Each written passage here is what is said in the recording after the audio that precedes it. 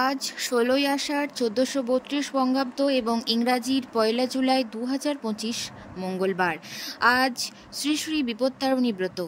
রথযাত্রা এবং উল্টো রথযাত্রার মাঝখানে আষাঢ় মাসের শুক্লপক্ষের দ্বিতীয়া থেকে আরম্ভ করে দশমীর ভেতরে যে শনি এবং মঙ্গলবার পড়ে সেই বারে এই ব্রত করতে হয়, অথবা মহিলারাই একমাত্র এই ব্রত করতে পারে। আজ মঙ্গলবার, আজ শ্রী শ্রী বিপত্তারিণী ব্রতের শেষ দিন। আজ এই পবিত্র দিনে অবশ্যই একটিবার পারলে মা বিপত্তারিণী মায়ের ব্রতকথা তথা পাঁচালী শ্রবণ করবেন। বিপত্তারিণী ব্রতের জন্য বড় একটি নৈবেদ্য, কয়েকটা কুচো নৈবেদ্য, একটা ভুজ্জি, ১৩ রকমের ফুল, ১৩ রকমের ফল কেটে দুভাগ করা, একটা চুপড়িতে ১৩ গাছা লাল সুতো, পান, সুপুরি, চুন, খয়ের, ঘি, ময়দা ইত্যাদি প্রয়োজন হয়। যে ব্রত করে ব্রতের আগের দিন তাকে হব্যশ্রী করে থাকতে হয়। ব্রতের জন্য একটা ঘট পেতে তার উপর আমের ডাল ও সরা দিতে হয়। এই ব্রতের একটি নিয়ম, যেটি হলো সব কিছু জিনিস ১৩ রকম করে দিতে হয়। ১৩টি ফল, ১৩টি ফুল, ১৩টি পিঠে এই একসঙ্গে দেওয়ার নিয়ম। যে ব্রত করে তার জন্য ১৩টা ফল কেটে দুভাগ করে দিতে হবে, তার সঙ্গে পান সুপরিও থাকবে। এই জিনিসগুলির একটি ভাগ ব্রাহ্মণকে দিতে হবে এবং অন্য ভাগটা ব্রতীর কাছে থাকবে। একটা পৈতে এবং ভুজ্জি ব্রাহ্মণকে দান করতে হয়। পুজোর শেষে ব্রাহ্মণকে দক্ষিণা দিয়ে ১৩টি গাঁট দেওয়া লাল সুতো স্ত্রীলোকেরা বাম হাতে এবং পুরুষেরা ডান হাতে বেঁধে দিতে হয়।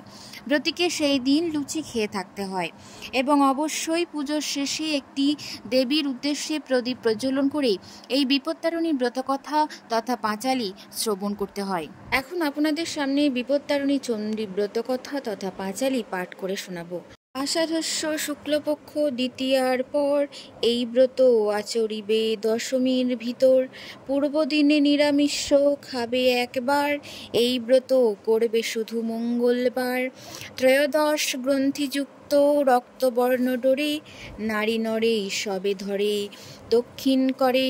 একদিন যোগীবর বিধির নন্দন, পর অনুগ্রহ হেতু করেন ভ্রমণ। ক্রমে ক্রমে সর্বলোকে করিয়া ভ্রমণ, কৈলাস শিখরে উপনীত তপবন। একদিন নারদ ঠাকুর স্বর্গ মর্ত পাতাল ভ্রমণ করতে করতে কৈলাসে এসে উপস্থিত হলেন। তারপর হর পার্বতীকে প্রণাম করে বললেন, হে দেবাদিদেব মহাদেব, বলুন কোন ব্রত আচরণে সবাঞ্ছিত ফল লাভ করে নরগণে? আরও বলুন কোন ব্রত করলে সঙ্গে সঙ্গে ফল পাওয়া যায়? এই কথা শুনে দেবাদিদেব মহাদেব গৌরীর দিকে চেয়ে একটু মুচকি হেসে বললেন, একমাত্র বিপত্তারিণী চণ্ডীর ব্রত করো সার। এই ব্রত করলে সঙ্গে সঙ্গে ফল পাওয়া যায়। তখন নারদ বললেন, তা তো শুনলাম, এই ব্রত কে করেছিলেন বা কি করে প্রচার হলো? হে মহাদেব, আমাকে যদি সবিস্তারে বলেন।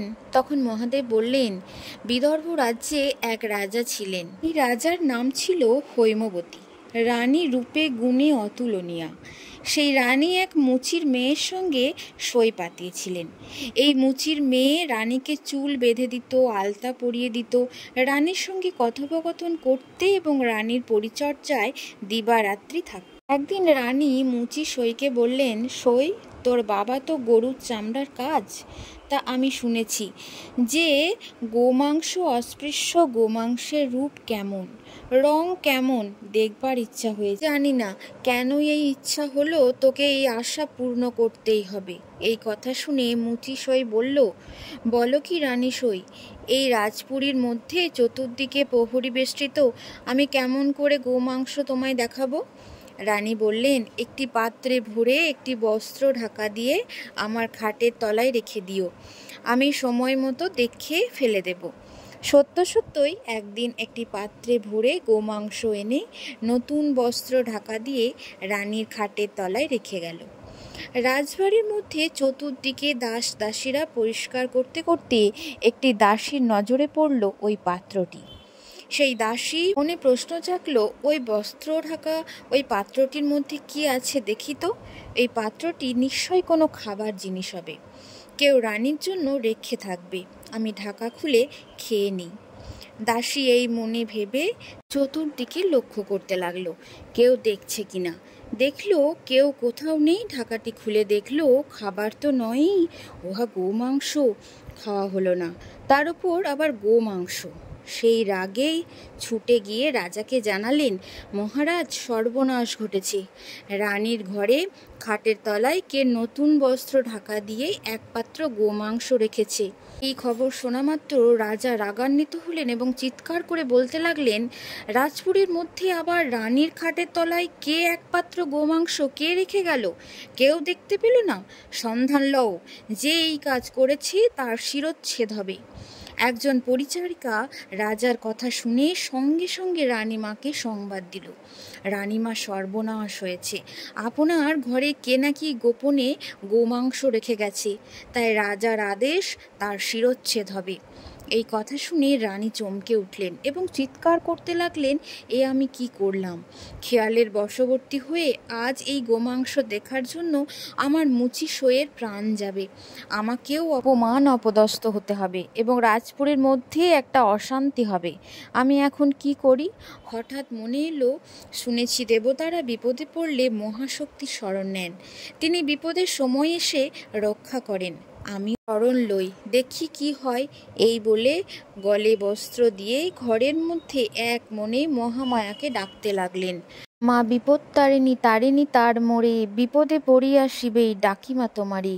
কি কব তোমার উক্তি ও মা হরজায়া, বিপদে পড়েছি শিবে, রাখো মহামায়া। মা বিপত্তারিণী, তুমি মা শিব, করিব তোমার ব্রত যতকাল জি। মা বিপত্তারিণী, আমি প্রতিজ্ঞা করলাম যতদিন বাঁচব ততদিন আমি তোমার ব্রত করব। তুমি আমায় এই বিপদ থেকে রক্ষা করো, বলে রানী কাঁদতে লাগলেন। মা বিপত্তারিণী দৈববাণী হয়ে বললেন, রানী, তোর ডাকে তো আমি প্রসন্ন হয়েছি। যে বিপদকালে আমায় বিপত্তারিণী চণ্ডী বলে ডাকে, তাকে আমি বিপদ থেকে রক্ষা করি, তাই আমার নাম বিপত্তারিণী চণ্ডী। আমার বরে ওই পাত্রে আর গোমাংস নেই, ফুলে ফলে পূর্ণ করে দিলাম, তুমি রাজাকে দেখাও। রানী উঠে গিয়ে পাত্র খুলে দেখেন আর গোমাংস নেই, ফুলে ফলে পূর্ণ হয়েছে। রানী হাত জোর করে বিপত্তারিণীর উদ্দেশ্যে প্রণাম করছেন, এমন সময় রাজা খড়গ নিয়ে উপস্থিত হয়ে বললেন, রানী, কোথায় গোমাংস? দেখাও আমারে। রানী বললেন, মহারাজ, গোমাংস ছিল সত্যি, কিন্তু আর নেই। মা বিপত্তারিণী চণ্ডীর কৃপায় এই দেখো, গোমাংস ফলে ফুলে পূর্ণ হয়ে গেছে। তৎক্ষণাৎ রাজা খড়গ নামিয়ে গলায় বস্ত্র দিয়ে হাত জোর করে বললেন, মা বিপত্তারিণী চণ্ডী, তোমার এত করুণা মা, আজ ভক্তকে বাঁচাতে, ভক্তের সম্মান রক্ষা করতে তুমি মহাসুখ হয়ে নিজে হাতে গোমাংস সরিয়ে ফেলে ফলে ফুলে পূর্ণ করে দিলে। মা, তোমার এত দয়া, আমিও প্রতিজ্ঞা করলাম যতদিন বাঁচব ততদিন তোমার ব্রত প্রচার করাটাই আমার জীবনের একমাত্র মহাব্রত। সারা জীবন তোমার এই মহাব্রত পালন করব। তুমি আমার প্রণাম গ্রহণ করো। সেই দিন থেকে এই বিপত্তারিণী ব্রত প্রচার হলো। জয় মা বিপত্তারিণী মায়ের জয়।